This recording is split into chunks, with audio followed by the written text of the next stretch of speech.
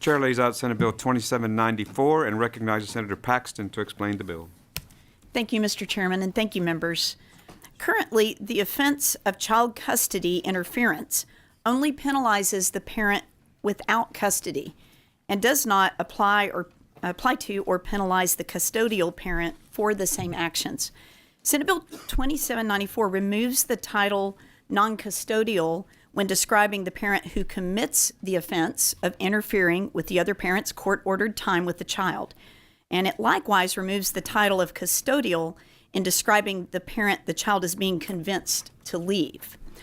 In removing the specification, it allows the offense of child custody interference to apply regardless of which parent is interfering with the other parent's court-ordered parenting time. In addition, since the enforcement of these laws has been inconsistent and there's currently no increased penalty to deter repeat offenders, Senate Bill 2794 establishes a 3 strikes policy for cases of repeated interference, escalating from a Class C misdemeanor for first-time offense to a state jail felony for a third offense. The goal of this is to help law enforcement prioritize repeat offenders and to provide real consequences to deter habitual offenses. I think this is sort of a modernizing of the language in statute.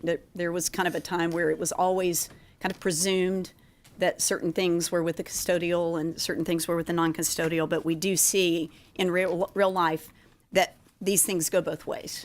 And so this kind of modernizes the language and also creates a deterrent for repeat offenses. Thank you, Mr. Chairman, and thank you, members. Members, any questions? Please show Senator Miles is present.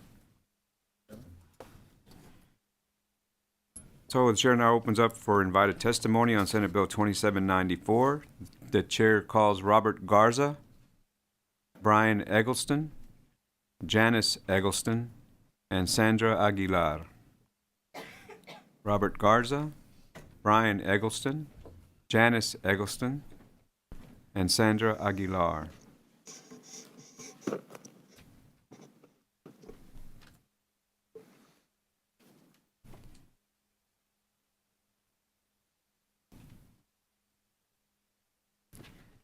So we begin on my right. Please state your name, who you represent, your position on the bill, and you may begin your testimony.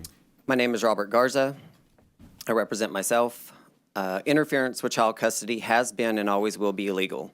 Violating a court order has been and always will be illegal. Accountability is coming, and with that change is SB 2794, the 3 strikes law. Despite Texas Penal Code 25.03, interference with child custody being classified as a state jail felony right now, it's rarely enforced. In San Antonio, police receive 1,000 interference custody calls each month. Multiply that over 1,200 cities, and that's over 1 million calls. Police departments spend hundreds of thousands in county and city tax dollars having to hire more police every first, third, and fifth week to respond to these violations they cannot enforce because there's no consistent tracking of repeat offenders. The 3 strikes law fixes this problem. First offense, 500, second offense, 500, and the third offense, the state jail felony, what it is right now. This gives district attorneys a record of bad behavior and violations to show the grand jury. It also gives law enforcement the only tool that they have for this type of bad behavior. The bill also modernizes outdated language by removing terms like custodial and non-custodial, which should be replaced with any individual or person, and eliminates confusion during enforcement.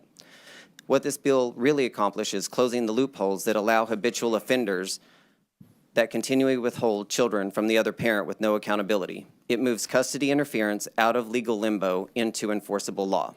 We must support the 3 strikes law. This bill gives courts, law enforcement, prosecutors the tools they so desperately need, and the children the protection they deserve. When this bill passes, Texas will be leading the charge in putting families first. We cannot have a strong nation without having strong families. Thank you. Thank you for your testimony. You get the microphone next to you so we can hear what you have to say. Your name, your position on the bill, and who you represent, and please proceed. Sure. Thank you, Mr. Chairman. I appreciate that. Senators, thank you for having us today. Senator Paxton, I want to say thank you for sponsoring this bill. My name is Brian Eggleston. I'm a family law attorney here in the great state of Texas. Been doing this for about 15 years. This bill I'm in favor of. And I'm in favor of it because what it does is it does modernize an issue that's going on, but more importantly, it helps sort of this crossover on the penal side, the criminal side, and the civil side.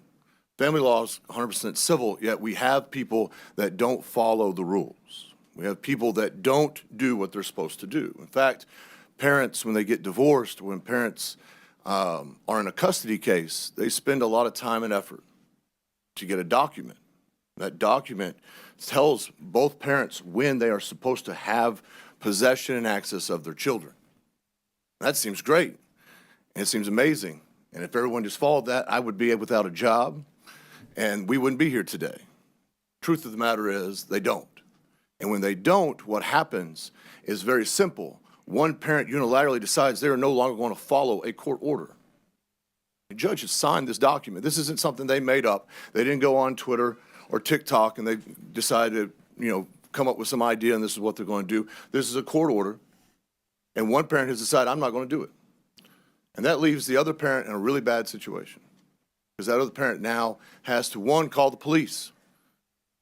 When they call the police come out and they say, hands are tied, this is a civil matter. What's interesting is the document in which they got signed by the judge, that court order says that law enforcement officers are able to enforce this order, but they don't. And so the parent that's being denied possession access has to come hire someone like me. And we have to go to court. And there are rules. There's a docket.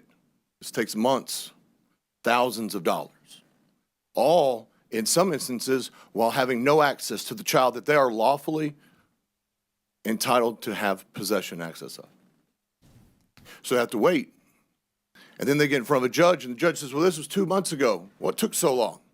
And most judges are hesitant to do things that are necessary to remedy the situation.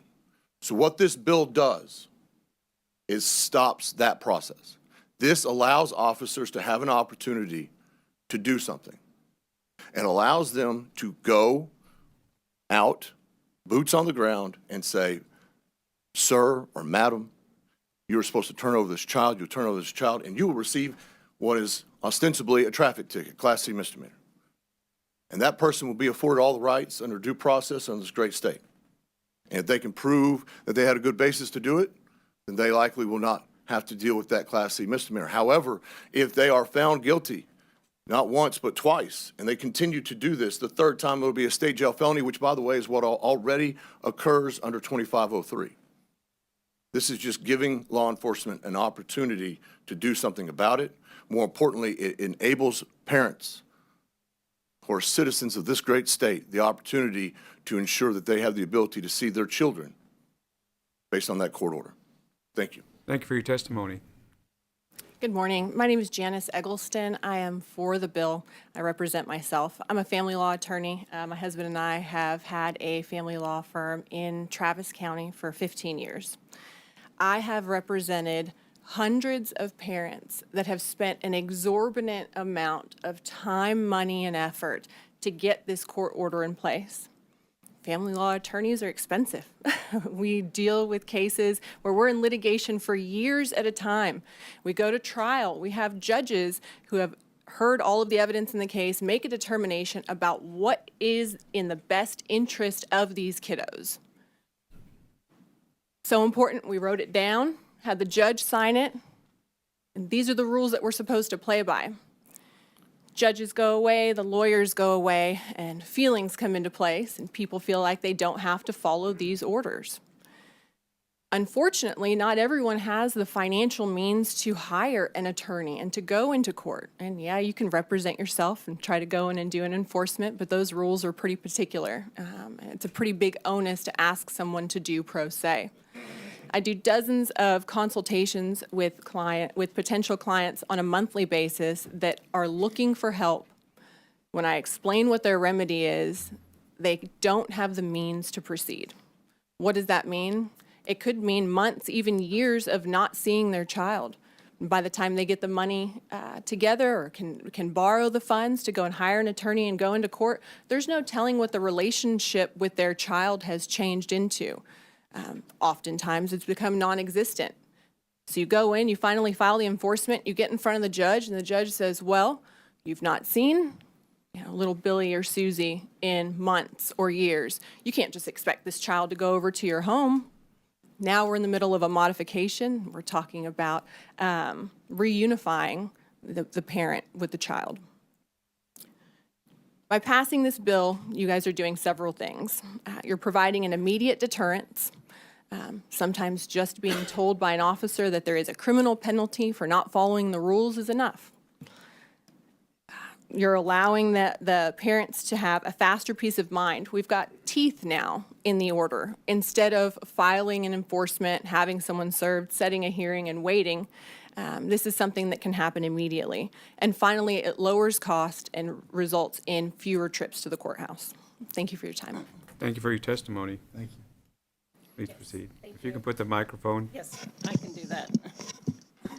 My name is Sandra Aguilar, and I'm a licensed therapist. I'm here representing myself and other therapists who work on what we call, in these cases, high-conflict cases. Every day when I go to work, I work with families who are torn apart due to custody conflicts. I'm here today because I believe that this bill, Senate Bill 2794, isn't just a policy. It's a lifeline for children trapped in the middle of the conflict of their parents and these adults. And I'm here in support of that. Every week, police departments get phone calls about I can't see my child, what do I do? And parents aren't able to know exactly what to do in those situations. And when a parent willfully, let me backtrack. I think we would all agree here that if there is a protective order on a case, that parent should comply with that protective order. And if they don't comply with that protective order, there are consequences for that.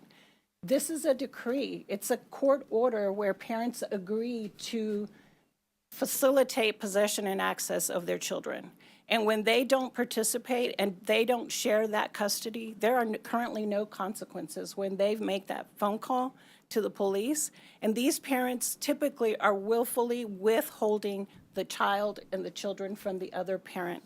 And by the time that, as you heard both attorneys talk about, by the time it gets to the court system to do something about it, it's too difficult. At that time, we need to think about reunification or family therapy. But now we have another bill that's going to be heard here that's 3798 or 89 that has to, 3783 that has to do about not going and doing reunification therapy or family therapy. Yet this bill is the first line of what these parents do if they begin to withhold, because that is what mostly impacts this situation when you begin to withhold. It's the domino effect of what happens next in these cases. And they're the children are in the middle of this battlefield. They are often waiting for a police officer to say, no, you have to go see your other parent, because that gets them out of the battlefield. What do we do with our soldiers? We get them out of the battlefield. And with children, we leave them in this conflict. I support this bill, and I support what Mr. Garza's doing. Thank you, members. Any questions? Thank you for your testimony. Thank you. Thank you all very much for being here. Excellent.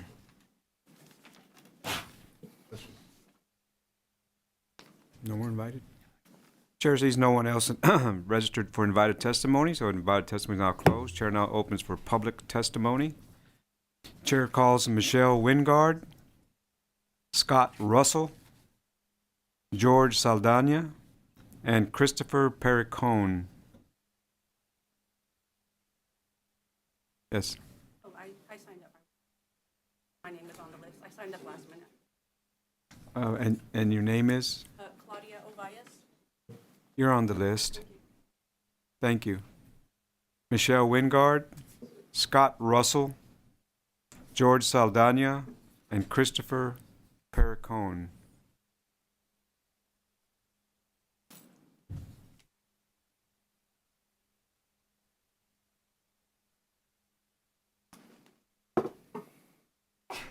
We'll begin with you, sir, and you state your name, who you represent, your position on the bill, and you have 2 minutes.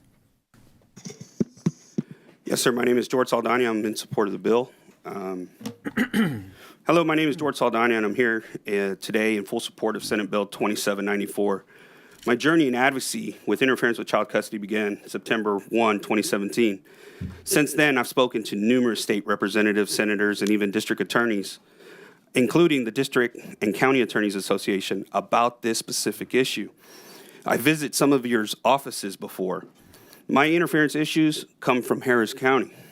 The law has been on the books for over 50 years, and while it has evolved, we still face major problems. Enforcement. No matter how many good laws this legislative body passes, the judicial branch refuses to enforce them. If law enforcement refuses to act, we leave parents powerless and children caught in the middle. Texas Family Code 151.001 clearly states parents have a right to possession and access of their children. Section 151.003 says no state agency shall have a policy that violates your right. Yet, across state Texas, law enforcement agencies routinely ignore court-order custody arrangements.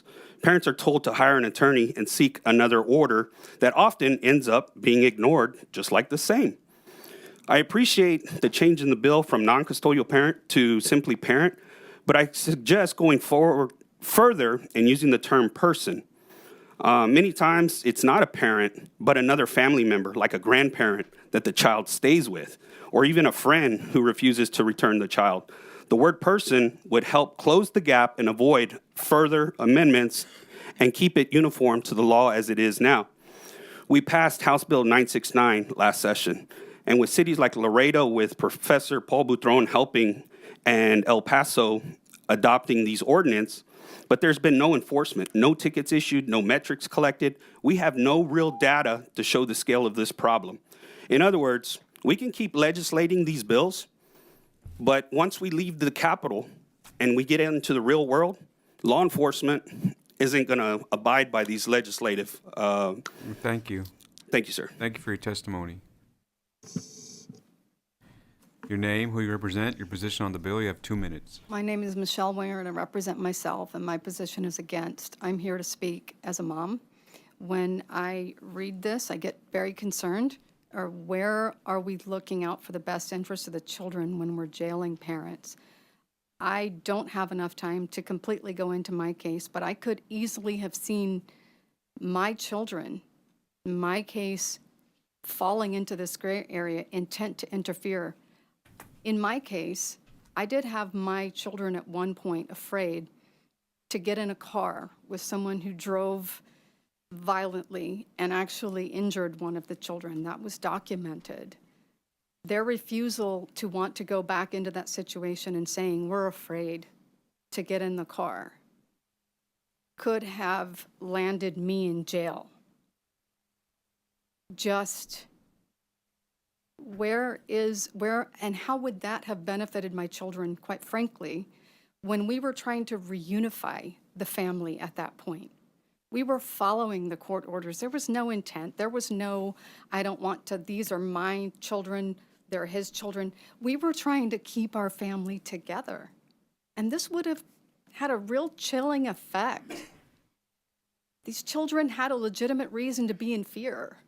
That needed to be looked at, and that did get addressed, and we were able to resolve it. I fear, had I been subjected to, I could be thrown in jail, lose my job, lose everything, the chilling effect that would have had on all of us. The process worked. We worked it all out. No one went to jail. No one lost a job or a home. My children were not further traumatized. I think we need to take a real look at this. It's not so black and white. Not everyone has an intent to interfere and withhold. I wanted to put my family together and keep it whole. I truly did. This process is very difficult. This would make it worse, much worse. Thank you. Thank you for your testimony. You can move the microphone. Name. Yes, sir. Who you represent, position on the bill, and 2 minutes. My name is Christopher Perricone. I am for this bill. I've had the unfortunate suffering of living through over 1,000 times when I'm not able to pick up my children. I have documented, and this is a quarter of what I have, hundreds of offense reports from no less than 29 different police officers, all citing interference with child custody 2503. The problem is not in necessarily the law. I will submit and echo the same thing George did. It does need to be persons, in my opinion, because that also goes right alongside of the Texas Family Code 42002 and 003, which states person. It doesn't use the word parent. So that's the counterpart on the civil side to the Penal Code 2503. So highly recommend using person. But the real issue comes down to the enforcement mechanism of all this. The legislative branch, y'all's power is being usurped, in my opinion, from what I see in my court orders and everyone else's orders, by this notice to peace officers that they may enforce, that they may write. It took an act of Congress almost to get just a report for interference with child custody, and I was supposed to pick my children up at the police department where it's verified prima facie evidence by officers, no less than 29 of them, including the police chief, verifying with their own eyes that she's not there, she was given notice about it, she just chose not to come. And then if we don't have a way to enforce it, and then it's worthless to us. So as a legislator, that would be one help, to change that boilerplate language that's in every order that says you may enforce it. At least force them to write down the criminal offense complaint and then initiate a fine or something first. That's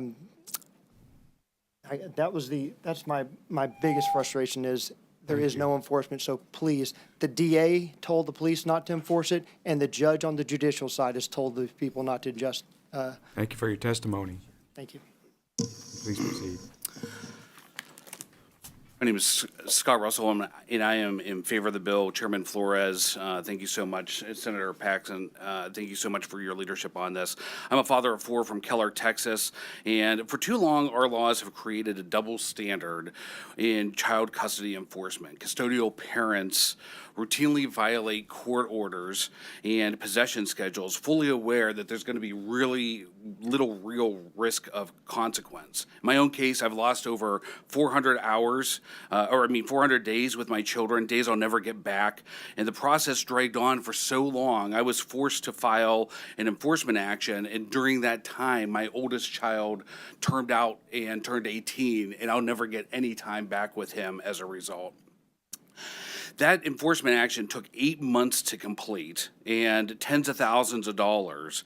And as soon as I filed for that enforcement action, my ex-wife, Nicole Russell, filed for modification to try and go back to court and take more of my time away from my children.